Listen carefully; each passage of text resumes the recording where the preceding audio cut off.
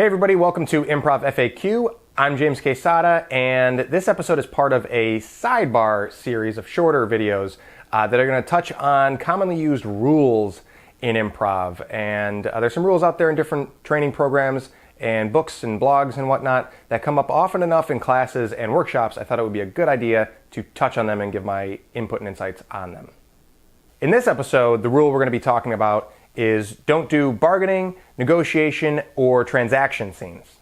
So the reason the rule against doing bargaining and negotiation and transaction scenes exists is because a lot of the time when improvisers find themselves in those types of scenes, it may feel like there's something going on, there's steps involved in the process, and it's familiar and it's safe, and it's also boring.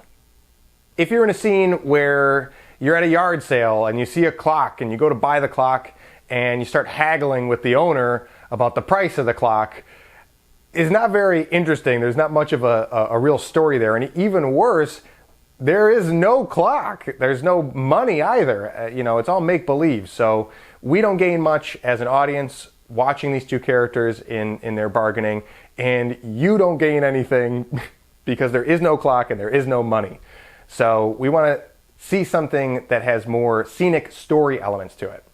Because we're more interested in story and the characters involved in this scene, the more positive, actionable substitute is going to be to make it matter. It doesn't matter if you're doing a transaction, negotiation, bargaining scene, if it matters to the people involved. You can either have an emotional investment in the thing that is being bargained over, or better yet, turn your emotional investment to the person in the scene with you.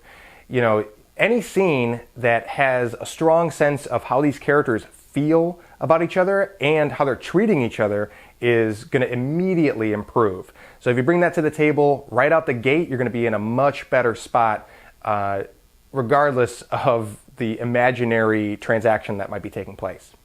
So at the end of the day, there is a lot of fun to be had with bargaining, negotiation, transaction scenes that doesn't necessarily need to zero in on the characters and their relationship and emotion. If it's a more premise-based scene that's just silly because, let's say you're doing a scene where you're in a fast food restaurant and you're trying to haggle with the cashier over the price of your meal, that can be, the idea of that is funny because it doesn't match our real world expectations. Prices at fast food restaurants are set. They are what they are, and they're set by like a corporate level. So somebody trying to change those prices with somebody who, doesn't have control over it can be really funny to watch them struggle with the impossible. You could also do like a reverse bargaining situation where, you ask the price of something and they're like, it's $100 for this clock.